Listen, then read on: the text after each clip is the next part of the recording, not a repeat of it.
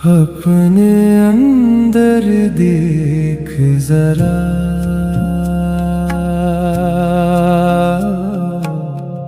मैं हमेशा से यही था। कभी आप लोगों के दरमियान बैठे हुए भी अकेला महसूस करते हैं? घर में आवाज होती है, टीवी चल रहा होता है, व्हाट्सएप मैसेजेस आ रहे होते हैं, फैमिली के लोग आसपास होते हैं, शायद किसी ने चाय भी पूछ ली होती है, लेकिन अंदर एक अजीब सी खाली जगह होती है। ऐसी खाली जगह जिसे समझाना मुश्किल होता है। आप किसी को कह भी नहीं पाते, मुझे तन्हा फील हो रहा है, क्योंकि लोग फौरन कहते हैं, अरे तुम्हारे पास तो सब है, फैमिली है, काम है, फोन है, लोग हैं, फिर तन्हा क्यों? लेकिन तन्हाई हमेशा लोगों की कमी का नाम नहीं होती। कभी तन्हाई अपने आप से दूरी का नाम होती है। कभी तन्हाई वो आवाज होती है जो अंदर से कहती है, मैं यहाँ हूँ, लेकिन तुम मुझे कब सुनोगे? आज के एपिसोड के एंड तक हम ये समझने की कोशिश करेंगे कि अकेला होना और तन्हा होना एक जैसी चीजें नहीं हैं। हम देखेंगे कि कब अकेलापन हीलिंग बन सकता है और कब तन्हाई दर्द बनकर हमें अपनी रूह की आवाज की तरफ बुला रही होती है। सलाम, नमस्ते, सत श्री अकाल। मेरा नाम अली है और आप सुन रहे हैं जिंदगी से गुफ्तगू, सुकून, शुक्र और रूह के यूनिवर्सल सबक। कभी कभी हम समझते हैं कि तन्हाई का सॉल्यूशन लोग हैं, इसलिए हम फोन उठाते हैं, किसी को मैसेज करते हैं, सोशल मीडिया स्क्रॉल करते हैं, टीवी चला देते हैं, किचन में कुछ बनाने लगते हैं, या फिर अपने आप को इतना बिजी कर देते हैं कि अंदर की आवाज सुनाई ही ना दे। लेकिन फिर भी रात को जब सब सो जाते हैं, या सुबह जब आंख जल्दी खुल जाती हैं, या कार में अकेले ड्राइव करते हुए, या नमाज के बाद, या चाय के कप के साथ वही फीलिंग वापस आ जाती है।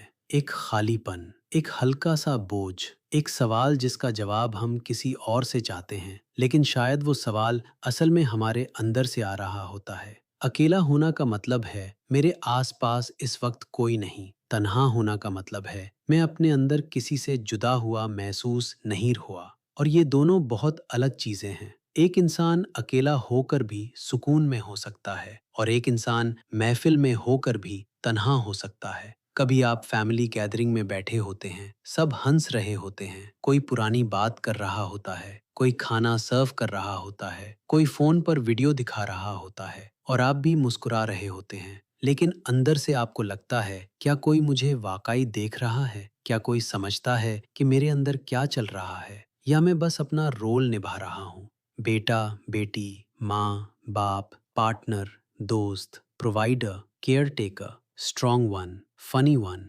Responsible one. कभी कभी तन्हाई इसलिए होती है क्योंकि दुनिया हमारा रोल देख रही होती है, लेकिन हमारी रूह नहीं। और कभी तन्हाई इसलिए होती है क्योंकि हम खुद भी अपनी रूह को नहीं देख रहे होते। हम सिर्फ फंक्शन कर रहे होते हैं। काम, जिम्मेदारी, family, bills, messages, expectations, health, planning, thinking, worrying. और धीरे धीरे इंसान अपने आप के साथ रहना भूल जाता है। फिर जब खामोशी आती है, वो सुकून नहीं लगती, वो अजीब लगती है, हैवी लगती है, जैसे कुछ अंदर से ऊपर आ रहा हो। लेकिन क्या पता वो दर्द नहीं, रहनुमाई हो। क्या पता तन्हाई हमें तोड़ने नहीं आई। क्या पता तन्हाई हमें वापस अपने आप तक ले जाने आई हो। एक पुरानी सी कहानी है। एक शहर के कोने में एक औरत रहती थी। उसका घर छोटा था, लेकिन हमेशा भरा रहता था। सुबह बच्चों की आवाज, दोपहर बर्तनों की आवाज, शाम मेहमानों की आवाज,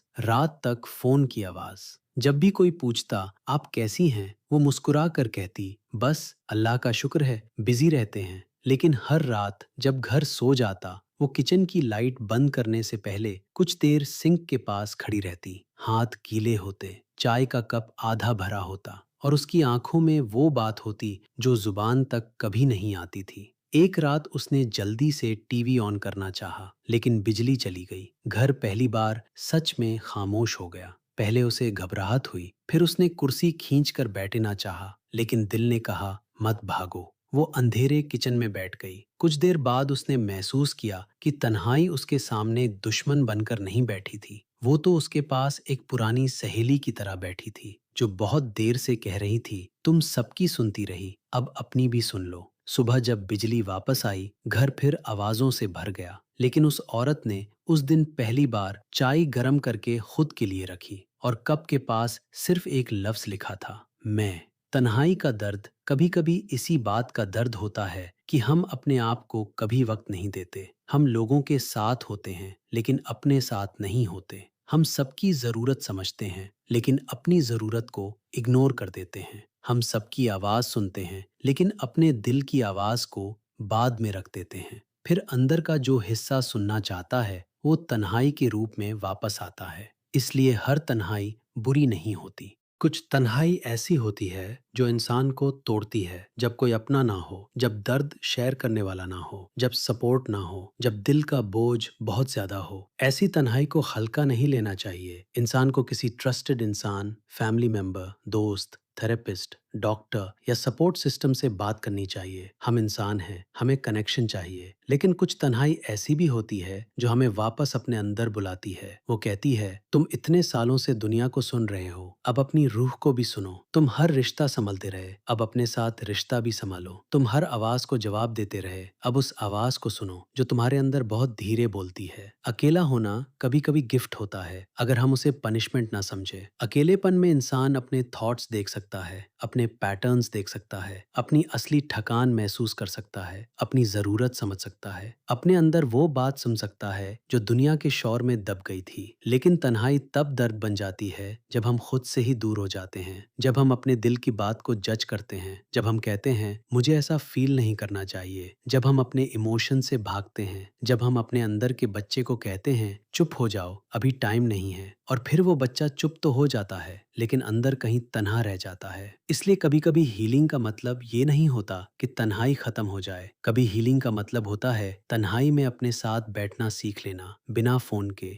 बिना एस्केप के, बिना अपने आप को क्रिटिसाइज किए। बस इतना कहना, हाँ मैं यहाँ हूँ, मैं सुन रहा हूँ, तुम्हें इतना अकेला महसूस नहीं करना पड़ेगा। ये बात बाहर के किसी इंसान से सुनना बहुत सुकून देता है, लेकिन जब ये बात हम अपने आप से कहना सीख लेते हैं तो अंदर कुछ नर्म होने लगता है। फिर अकेलेपन दुश्मन नहीं रहता, वो स्पेस बन जाता है, और उस स्पेस में रूह की आवाज थोड़ी क्लियर होने लगती है। रूह चीखती नहीं, रूह compete नहीं करती, रूह नोटिफिकेशंस नहीं भेजती, रूह बहुत धीरे बोलती है। इसलिए जब जिंदगी में सिर्फ शोर होता है, रूह की आवाज दब जाती है, और कभी कभी तन्हाई वो जगह बन जाती है जहाँ रूह फाइनली कह सकती है, ये तुम्हारा असली रास्ता नहीं, ये रिश्ता तुम्हें छोटा कर रहा है, ये काम तुम्हारी एनर्जी खा रहा है, ये आदत तुम्हारी रूह को हल्का नहीं हैवी बना रही है। तुम्हें कुछ बदलना है, तुम्हें अपने साथ सच बोलना है। लेकिन क्योंकि ये आवाज अनकंफर्टेबल होती है, हम उसे तन्हाई समझकर भागना चाहते हैं। हम कहते हैं मुझे लोनली फील हो रहा है। कभी सच ये होता है, मुझे अपनी सच्चाई सुनाने लगी है। और सच्चाई से मिलना पहले कंफर्टेबल नहीं होता, लेकिन धीरे धीरे वही सच्चाई रहनुमाई बन सकती है। आज के एपिसोड का प्रैक्टिकल रिफ्लेक्शन बहुत सिंपल है। इस हफ्ते सिर्फ 10 मिनट निकालिए। 10 मिनट जहां फोन दूर हो, टीवी बंद हो, किसी को जवाब देने की जरूरत ना हो। बस बैठिए, हाथ दिल पर रखिए या चाय का कप हाथ में रखिए और अपने आप से 3 सवाल पूछिए। पहला, मैं किस जगह लोगों के बीच रहकर भी तन्हा फील करता हूँ? दूसरा,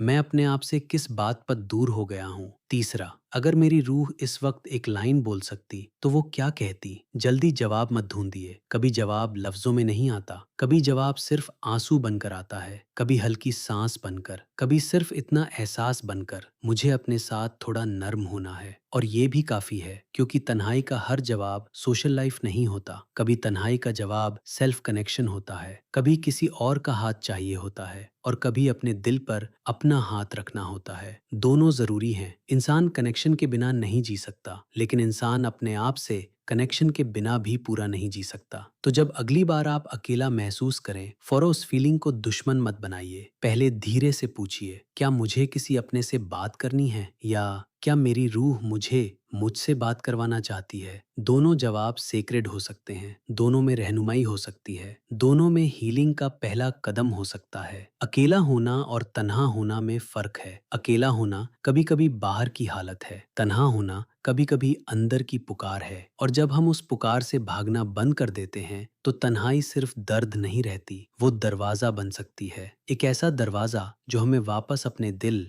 अपनी रूह और अपनी असली आवाज तक ले जाता है। अगर इस एपिसोड ने आपको किसी ऐसी फीलिंग के लिए अल्फाज दिए हैं जो आप पहले समझ नहीं पा रहे थे, तो इसे किसी एक इंसान के साथ शेयर कीजिए जिसे ये बात सुननी चाहिए। और कमेंट्स में मुझे बताएं आपके लिए अकेला होना और तन्हा होना में सबसे बड़ा फर्क क्या है। मैं अली हूँ और आप सुन रहे थे जिंदगी से गुफ्तगू, सुकून, शुक्र और रूह के यूनिवर्सल सबक। अपना ख्याल रखिए। सलाम, नमस्ते, सत श्री अकाल। दिल का रास्ता खिल गया,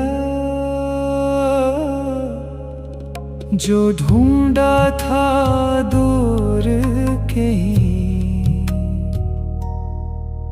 वो अंदर ही मिल गया। जिंदगी से गुफ्तगू अब दिल में चलती रहे।